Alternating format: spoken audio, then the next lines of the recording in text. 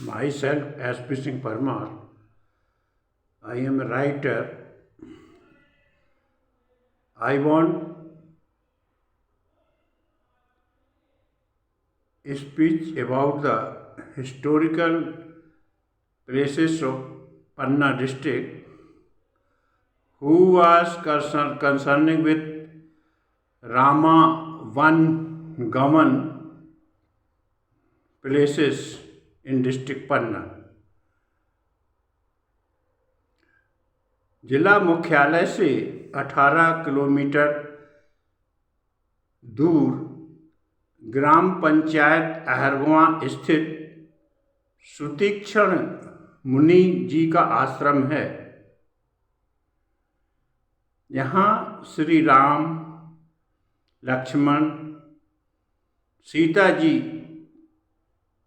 वनागमन के समय लगभग 1 माह निवासरत हुए थे।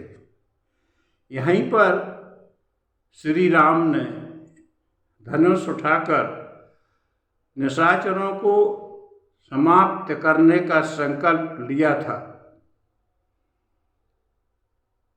त्रेता युगीन दार्शनिक, धार्मिक एवं ऐतिहासिक वनस्थली सारंगधाम है। सन 1844 में पन्ना नरेश महाराज हरवंश राय ने इस स्थल पर राम जानकी मंदिर बनवाया था, जो आज भी यथा स्थिति में है। यहाँ पर छोटे बड़े 52 मंदिर हैं, जिसमें से रामकुंड, अक्षयवट, सुतीक्षण मुनि का आश्रम तथा सुतीक्षण मुनि के गुरु अगस्त जी, हनुमान टोरिया,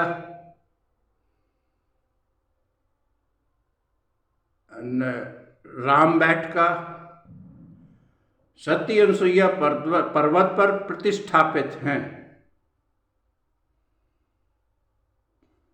ये 3 किलोमीटर में क्षेत्रफल में फैला हुआ है आश्रम। इसमें बिहारी जी की बगिया, तालाब, लक्ष्मण कुंड, सीता रसोईया, हनुमान टोरिया, राम मोहल्ला आदि स्थान हैं। इसके साथ ही दीप स्तंभ, पाषाण धनुष, नवग्रह मंदिर, सीता रसोईया और हनुमान टोरिया पर हनुमान जी का मंदिर शोभायमान है। राम वन गमन स्थानों में मुख्य रूप से हमारे पन्ना जिले में 4 स्थान हैं। सबसे एक सारंग धाम, दूसरा अग्निजिव्या मुनि आश्रम, तीसरा सिद्धासल अगस्त मुनि आश्रम, चौथा बृहस्पति कुंड। श्री राम ने यहाँ 1 माह रहकर आसपास में तपस्या करने वाले साधु, महात्मा, ऋषि, मुनि आदि के आश्रमों में जाके उनको दर्शन दिए, कुशल क्षेम पूछा और निशाचरों की गतिविधियों के बारे में, आतंक के बारे में जानकारी प्राप्त की। बृहस्पति कुंड में जाके श्री राम ने बृहस्पति गुरु जी का तपोस्थल देखा। इसके बाद जो बृहस्पति कुंड में 7 कुंड और हैं, जिसमें कि अलग अलग ऋषि मुनि तपस्या करते थे, जैसे कि गरुड़ कुंड, गंधर्व कुंड, पाताल कुंड, इस प्रकार के 7 कुंड हैं। इनको भी जाके श्री राम ने उनके आश्रमों में दर्शन दिए। कंदरों में, गुफाओं में तपस्या करने वाले सारे ऋषि मुनियों को भगवान ने दर्शन दिए और उनका आशीर्वाद लिया।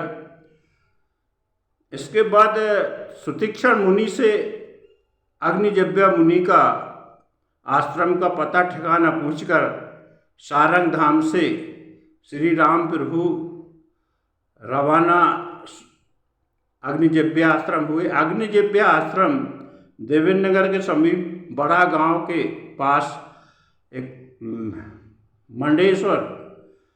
मेढ़ेश्वर नाम का एक इस जगह है, वहाँ पर है। जब श्री राम अग्निजव्य मुनि के आश्रम में जाके अग्निजव्य मुनि जो कि अगस्त जी के बड़े अनुज थे, भेंट किया, उन्होंने आशीर्वाद दिया और श्री राम ने पूछा कि कोई किसी प्रकार की कोई आप लोगों को दिक्कत तो नहीं है। तो अग्निजव्य मुनि बोले कि यहाँ पर मेढ़ा नाम का एक राक्षस है जो कि अकारण जानवरों को, जीव जंतुओं को मारता है, खाता है और ऋषि मुनियों की तपस्या भंग करता है। तब श्री राम ने लक्ष्मण जी को आदेश दिया और लक्ष्मण जी ने मेढ़ा नामक राक्षस का वध किया। फिर श्री राम ने अग्निजव्य मुनि जी से अगस्त जी के आश्रम का पता पूछा, जो कि फिर वहाँ से अग्निजव्य आश्रम से श्री राम रवाना होके सिद्धाश्रम अगस्त मुनि के आश्रम जो कि सलेया के नज़दीक है पहुँचे। वहाँ पर अगस्त मुनि से उन्होंने भेंट की, अगस्त मुनि से कुशल क्षेम पूछी। अगस्त मुनि ने कहा कि हे राम, जिसके लिए आपने धरती पर अवतार लिया है मानव रूप में, वो काम तो अभी शेष है और अभी आपके वनवास काल के केवल 1 साल रह गए हैं। अब अविलंब आप यहाँ से दक्षिण दिशा की ओर रवाना हो। और उन्होंने एक अमोघ बाण दिया जो कि बहुत शक्तिशाली बाण था और उसकी विशेषता थी कि वो दुश्मन को मार के फिर तरकस में आ जाता था, बड़ा तरकस खाली नहीं होता था। अगस्त मुनि के ने बताया कि आप दक्षिण दिशा में जो नासिक के पास पंचवटी है, वहाँ पर खर, दूषण, मारीच, शूर्पणखा आदि राक्षसों का आतंक है और वहीं से रावण जो है, राक्षसों का राजा है, उसका जो है पूरा कंट्रोल चलता है।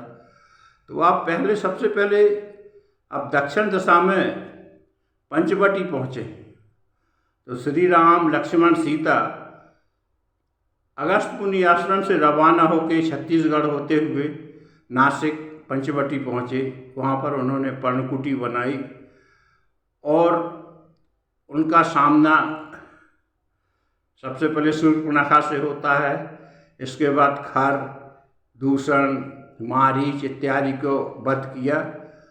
और उसी सूत्र के अनुसार जो रावण ने सीता मैया का हरण किया था, लंका पहुँचे और लंका में रावण सहित सारे राक्षस जात का विनाश किया। इस प्रकार से हमारे बुंदेलखंड में राम राजा सरकार अयोध्या में कनक भवन, ये श्री राम को बहुत प्रिय रहे बाल अवस्था से जो है। क्योंकि जब बाबर ने सन 1528 में राम मंदिर को विध्वंस करके और बाबरी मस्जिद बनाई, उसी समय से भगवान ने अयोध्या में करीब करीब निवास करना छोड़ दिया था और उन्होंने सन 1600 ईस्वी के लगभग ओरछा नरेश मधुकर साय की रानी गणेश कुंवर, जो कि बहुत बड़ी राम उपासक थी, उनको सपना दिया कि मैं जिस बुंदेलखंड में वनवास के समय उस धरा पे विचरण किया है, उस धरा पे मैं आना चाहता हूँ। आप बुंदेलखंड के एक शक्तिशाली राजा हैं और मैं तुम्हारे साथ जो है बुंदेलखंड चलना चाहता हूँ। गणेश कुंवर जो रानी थी, उनने अपने पति मधुकर शाह को किस्सा बताई और वो रवाना हो गई अयोध्या के लिए।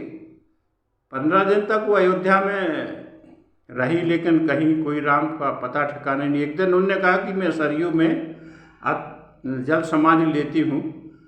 तब वो उस उद्देश्य से सरयू मैया में गई तो वहाँ पर बाल स्वरूप भगवान राम की मूर्ति उनकी गोद में आ गई। उनने उनको बाहर निकाला, बहुत ही बड़ी खुशी हुई। उनके साथ में अंगरक्षक, सैनिक सभी थे। रात में वो रुकी, रात में सपना आया कि मैं तुमको चलूँगा तो जरूर आपके ओरछा, लेकिन पुष नक्षत्र में चलूँगा और जहाँ पुष नक्षत्र खत्म हो जाएगा वहाँ रुक जाऊँगा। मेरे साथ में साधु संतों की टोली भी गाते नाचते गए। इस प्रकार 2 साल में महाराज राम राजा सरकार अयोध्या से ओरछा पहुँचे। उधर मधुकर शाह को भी सपना आता है कृष्ण भगवान का कि मैं आपके यहाँ आना चाहता हूँ। तो मधुकर शाह वहाँ से मथुरा वृंदावन गए और बांके बिहारी की परिक्रमा में स्वयंभू भगवान कृष्ण की प्रतिमा मिली। उसको लेके ये गाजे बाजे के साथ ओरछा आए। प्राण प्रतिष्ठा की मुहूर्त निकली, राम राजा का मंदिर बन गया, किशोर जी का मंदिर बन गया। तो प्राण प्रतिष्ठा की मुहूर्त तो निकल आई, लेकिन पुजारी ने कहा कि साहब थोड़ा सा एक परेशानी आ रही है। तो मधुकर शाह ओरछा नरेश ने बोला क्या? तो बताया कि साहब यहाँ पर 3 नरेश हो गए। एक तो राम राजा सरकार, दूसरे द्वारकाधीश, तीसरे आप स्वयं ओरछा नरेश। इसमें 2 तो राजा चल सकते, तीसरा नहीं चल सकता। तो वहीं छत्रसाल महाराज के पिताजी चंपत राय बैठे हुए थे।